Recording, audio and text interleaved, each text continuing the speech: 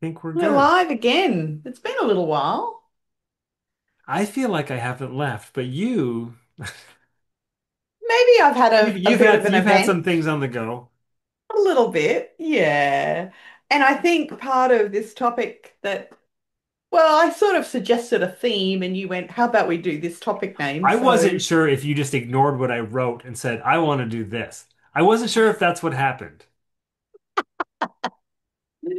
well, whatever, we're making the most of it. All right, We're hopefully going to do that. Let's making the let's see most of where it. this leads, shall we?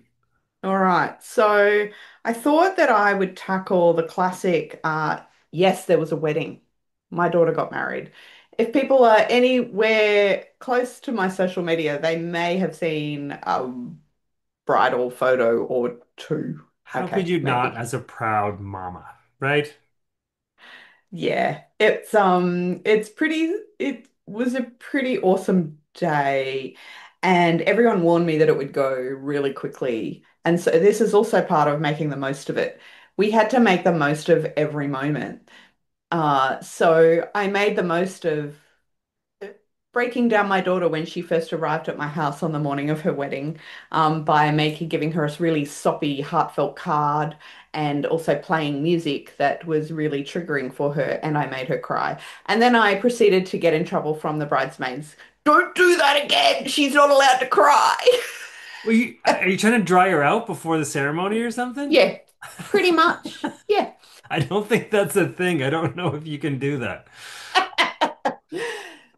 But that day was the making the most of it was the theme of the day. Like we had to make the most of every moment so that everything had sort of um it lengthened the day because it was going to go really quickly anyway. I don't know where a few of the hours went. Like the girls seemed to turn up and then we were in the car going to the wedding, and that was between 7:30 in the morning and 3 o'clock. Is this something you consciously thought of before the day began, or as it was going by? I mean, I got to grab onto some of this time somehow. Yes and yes, both. So, oh yeah, all the planning. There were so many deliberate strategies built into the day so that more that Angel could grab hold of it. And so that that's where the photos really help because she can remember those things. And so that was the wedding day. That's not uncommon in the whole scheme of things. And then what I've noticed is that that theme continued when a week later, I was having a chat to her and said, "Oh, did you even hear what your dad and I said in the speech that we gave you that was nearly 5 minutes long?" "No, not a clue, Mum." And yet they were attentively listening, but couldn't remember a thing. And it's like, oh, isn't this interesting? What I found to be the piece that I wanted her to make the most of, it was different for her. Oh, And so, um, this theme around, oh, what am I? And okay, so that happened. So that's fine. That's great. I'm actually going to be giving her a gift that will capture the speech. So she will have that. And then my husband decided, well, no, he didn't decide. His business, his company decided to send him over to New Zealand for a few days, and I found that I was then on my own, which, oh look, if if it's if there's something in my life that I don't do well at, it's being on my own. Just I'm much better when I have him in my world and I've got that certainty. And he was in New Zealand, so I had to make the most of it, and it was over a weekend. And I found myself going into this protective mode even so he came back. So he left on the Saturday. He came back on the Tuesday this week. But he's got another weekend full of work that he's doing, that he's been allocated to. And so I've noticed that this week I've stayed in this protective mode. mm. And so now I'm not making the most of it because he's back home for 4 days and I'm basically pushing him away. And so I thought this was really interesting that this theme was appearing in a positive way and maybe not so positive way in my life. So there you go. That's the overall. Now we get to pull it apart. Pull it apart.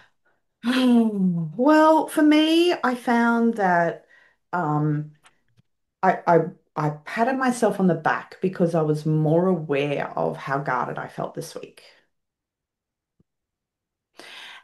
And sometimes I just go into guarded and I don't really know that I'm doing it. I just have behaviors that just my fuse will be shorter. I won't have any tolerance, that kind of behavior. But I was really conscious this week about the fact that I was doing it and and I wasn't as harsh as I would normally be. And so, Like when you notice it, or if you're still unconscious to it. well, I have a history of really turning on the pushing him away, like 3 days before he's going away. Mm, And then it takes about a week when he comes back for me to readjust. It's a, it goes back to a fear of abandonment. And so I noticed that I didn't have that abandoned feel, but I still had these behaviors that were defaulting. And so I think that's why I was more conscious because I didn't have the fear running me. I just had the the habitual behavior. behaviors. Yeah. So, and then I was like, okay, well, he's here for 3 days. I've got to make the most of that. And so I have been stepping more into that, leaning more into that, but also still not completing it. And I thought, we sometimes don't give ourselves credit for what we've achieved. Hmm. So yes, on the outside, and yes, I can present this as I'm still doing guarded behavior. That's really sucky. It doesn't make him feel really loved up because he's at home for a few days. Would be great if I kind of went, yay, you're home. Yeah, no. Um, but also, what have I changed, even if the ultimate goal hasn't been achieved? Which is. Being more aware that it's the behavior that and then if I have a choice to change that behavior. Mhm. So I have. So one of the things that I've done is, this is going to sound ridiculous, but this is the reality of my world. This morning he gave me an extra hug. Now I say extra because we have a bit of a rhythm in the morning after 30s plus years.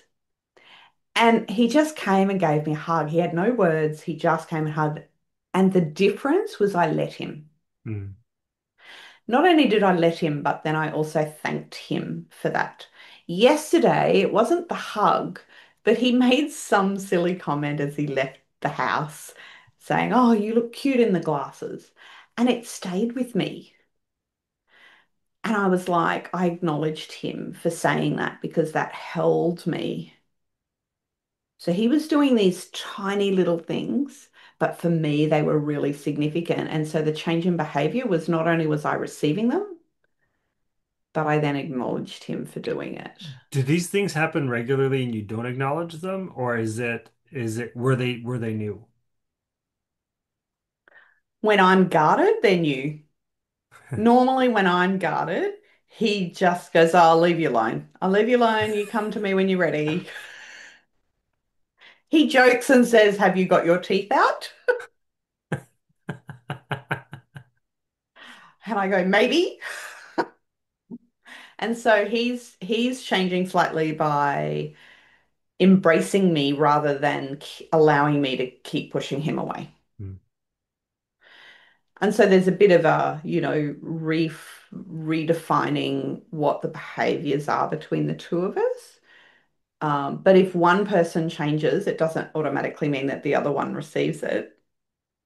And I seem to be receiving the change. And yes, I've associated with the wedding because there's a bit of a change. My daughter, I'm not her next of kin. I'm not her emergency That's contact. exactly what I'm I was gonna not, say. she's even changed her surname, right? Mm. So there's this feel of, yes, of course she's still my daughter, like that doesn't change, but there's a way that she's approaching life that doesn't refer back to mum and dad first. Yeah.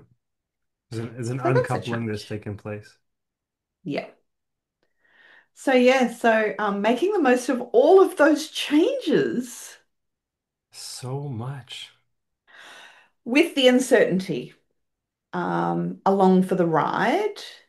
And I think for me it made it a little bit hard to even pick a topic for this week, right? Because of that space that I was in.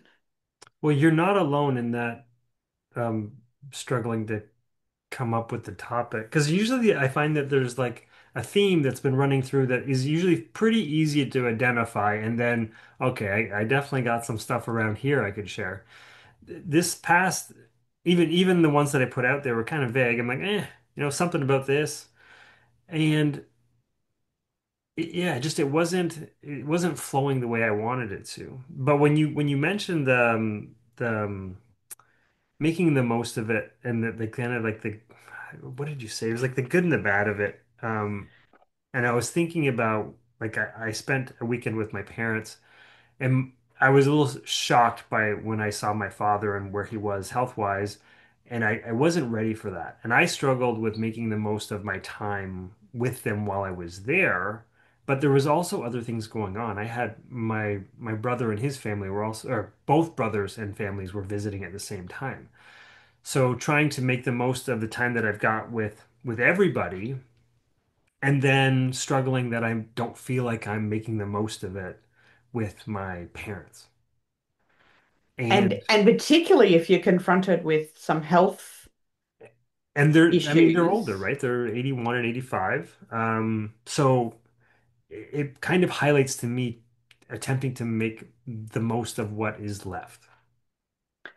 And I don't know how much that is. It could be a week, it could be 5 years, who knows, right? But We it's really definitely closer assume, to the end than it is the beginning. That's for sure, right? and yet we assume that we're going to wake up tomorrow and everything's still going to be exactly pretty much the same as it was today, and we just assume it's going to go on forever, and yet the reality is it's not. Yeah, and that was painfully put in my face. And I'm sure it's in theirs also, but it's um not sure if there's a willingness to discuss it at the moment. Uh Well, it can that I mean that piece can be really hard, right? I remember going through that with when my father-in-law was diagnosed and with MND and you know, it's like how do you have those conversations are really hard, let alone like verbalizing thoughts about it. yeah, the one thing I was trying to pay attention to was my own internal battle and struggle with the ability to say something or not. But what I ended up coming away with days later was it's not my life, right? And that's hard because and he's my dad, whatever, but it's not mine. They're not my choices. If it was my choice, I would have put him in a car and I would have taken him to ER to get checked out. But this is something that, my mom battles with all the time, trying to get him to see a doctor and, not even wanting not even wanting her in the doctor's office with him. Like, so he's obviously made some conscious choices for himself, whatever they are, but they're not mine. And they're not mine to make as much as I selfishly want to keep them around for as long as possible and keep them in as good a health as possible. I don't know where he's at. And only he can unless he lets us in. And he's never been that open, right? So I don't expect him to like just all of a sudden, hey, you know what? I've lived a really good life and just let me finish it off the way I want to finish it off. I don't know where it was at. So the idea of trying to make the most of it with whatever it is kind of where I got to hang out. Yeah, those circumstances do really highlight how then what are we making the most of? We Mm. kind of get an opportunity to have a choice then. Do we stay in this dilemma or do you make the most of the moments that are in front of you. Yeah. Because those moments may only be moments. And then but I've had experiences where people have shown to be unwell and they're still around because they just keep persisting, um, which is great. But also, it's really interesting when that gets highlighted because you do have to confront things. Hmm. And that's a situation that's hard to make the most of. I mean, I think it's just the way that you look at it, how you decide to be. And I think I wrote down being present earlier when you were talking it because your daughter maybe wasn't present for your speech, right? But we consciously choose to be present or not, for a variety of reasons. And as long as you're, I guess, making the most of it for me at this point is trying to be present as much as I can with the people I want to be present with, Yeah, and that was and just let actually it be.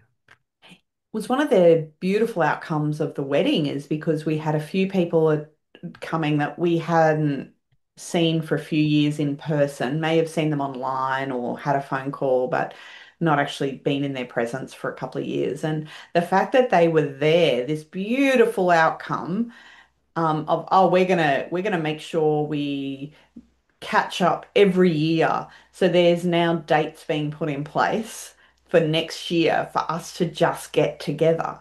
So there's this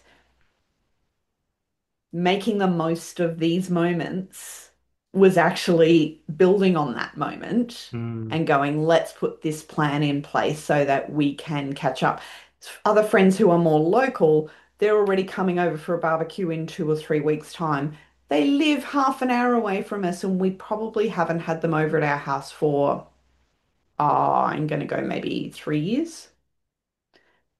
And within a week of the wedding, I was on the phone going, come on, let's just come over. You haven't seen any of the renos. Let's do that. And so there's this being present in the moment of the wedding, mhm. yes, but also being present with these relationships that need, like, are worth investing in. Yeah, that's interesting you brought up that exact point because I just spent the last weekend with college buddies who I haven't seen in a couple years. They live 12 minutes apart and don't see haven't seen each other since then. So I'd like to believe that I'm the catalyst for that. However, it just happened to be kind of a freak weekend. My college roommate, his wife was out of town, went for a girls' weekend. I basically invited myself down. We hung out for the weekend and we got together with one of our other close friends like every day, Friday, Saturday, Sunday. So that was really cool. And just to see like everybody come together and they started making plans themselves. Now I've got a chat thread open with both of them. And I mean, they want me to come back home for Thanksgiving. So like there's already a little bit of momentum that's sprung from that. And it was through some intentionality, right, of getting together and then just kind of riding the momentum, making the most of what we had with the 3 days that we were there. And, you know, there's And then looks like there's a bit of a extending, ripple effect from that. yeah, yeah. And I mean, for me, it's all this timing of the age that Renz and I are, and the fact that, and not just our physical age, but the age of the progression of where Angel is, and she's got married, and we don't have any of that responsibility really at all. It becomes an absolute choice now in what Mhm. relationship we have with them, and I think that helped trigger us to go consciously, who do we want to hang around with? Who do we want to invest time in? Because for 26 years, I've been investing time in Angel. Not that that's Mm. bad, but we get a little bit more option now. It's like permission to have an Mm. option. So yeah, investing, and I don't know, partly is it the perimenopause that goes, I just don't care about people that waste my time. There's a little bit of that. And going, well, I'm just gonna focus on what feels good Mm. and where I wanna. share my energy space, not where I feel obligated to share my space.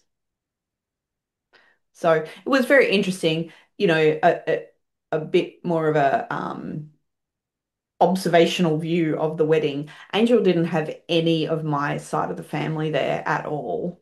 Um, but we did have really close friends who have known her either from the moment she was born or about 3 months after she was born, so that still qualifies. Um, and that was the family. That was where that was family for us, and that's where we're now investing time. And that was her conscious choice, right? Not yours. Absolutely. Well, okay. Maybe four of them was my choice. You know that story. But Angel absolutely agreed to it because those particular people have known her since she was 3 months old. But Right. um, yes, that was her choice to have those people there because they're her, that they would, oh, if anything, they are the people that have played the uncle and auntie roles in her life without ever being called uncles and aunties, by the way. But that sort of role where she could go turn to them, or I remember, one year she was still at uni and needed to do a placement down in it was close to Sydney, and she had to do the drive down, and so she dropped in because she could go to those people who were adults in her life to just drop in and have an overnight with them before she Mhm. drove the rest of the way. It's that sort of relationship she's had with them. So yes, that's that auntie, uncle, family. Oh, I'm on a road trip. Can I drop in? Yes, of course you can.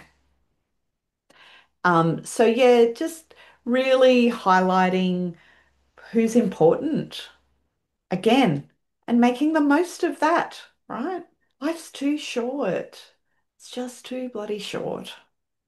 Well, that seems to be being flashed in my face a little bit, right?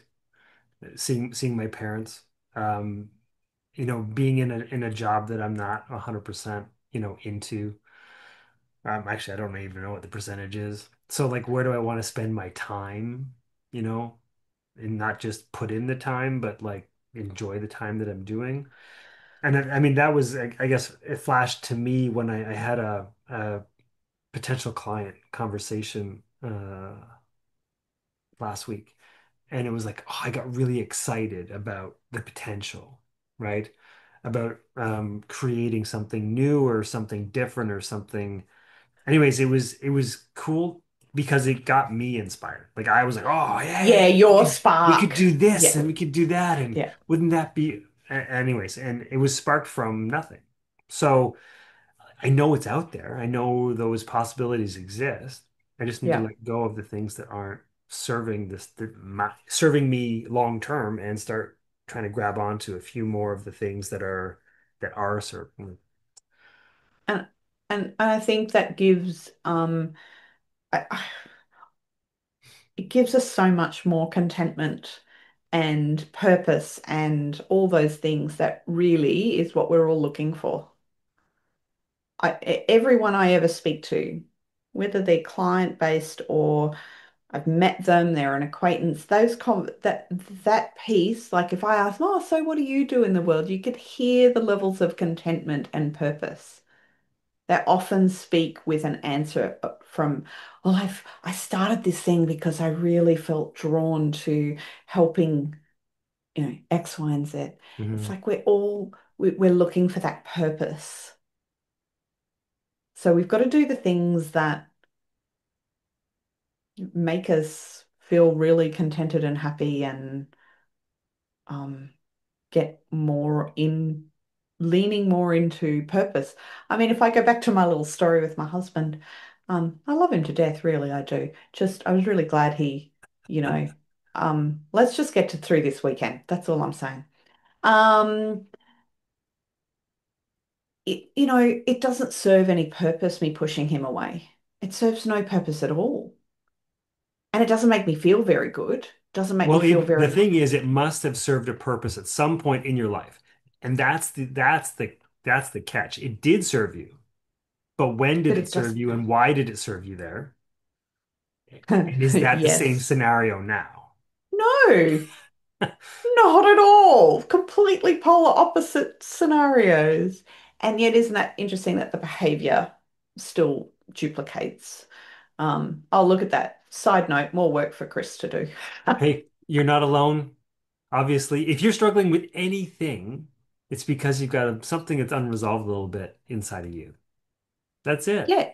And it's only a little bit. Actually, this is the thing. It can feel like it's the biggest thing ever, but it's probably just the last piece Have you that been needs looking to at my move. little anthill and I'm making it a big deal? Probably. Probably. So Ah, many there we examples. go. A little So bit many of, examples of that. a little bit of the last few weeks. It's been a big few weeks I would agree. Been a big few weeks. and lots of good moments within that. Yes. Yeah, it was just roller coaster E, I think, for the most part. You had big ups and big downs, and they were really close together. So, And that's where the roller coaster feel is, right? yeah. When they're the big up and the big down and the big up again. It's that, but where if it's a bit more drawn out, it doesn't feel so. Yeah, I don't need to do the big rides all the time. Like Hmm? I'm okay with the monorail every now and then. It just goes around the park. That's okay. I'm okay with a nice straight shot that's just coasting for a little bit. Yeah. Awesome. Maybe that's what we can chat about next. Because obviously, from this conversation, our life will just coast now. I wouldn't be surprised. Well, the thing is, if when you start to kind of round off some of the bumps as far as like your low and your high, it becomes more like that. It, And a good chunk of my life has been coasting to a degree. But there's obviously few, a few ripples I need to work with. That's all. and it continues. And it can, yeah, exactly. Awesome. Yeah, yeah, yeah. Well, All it's right. relatable, right? Yeah, we all have stuff. If you don't think you have stuff, trust me, you get upset once, trust me, there's something there. We can work on it. Give me Yes. a call. We'll figure that out together. All right. Do that. All right. Awesome. All right. That's all I got for today. Yeah, I think that pretty much sums it up. It's not, I don't think we've come to any grand conclusions today other than this is the reality. Yeah. Yep. Try to have Awesome. some awareness, try to make the most of what you've got. And if you're struggling with something, you might want to take a little peek into that and figure out why you are doing what you're doing so you can kind of smooth things over. Nice. All right. Have a great week or two, everybody. And I assume we'll be back in a couple of weeks. We'll see you all soon. Yep. Okay. All righty. Ciao.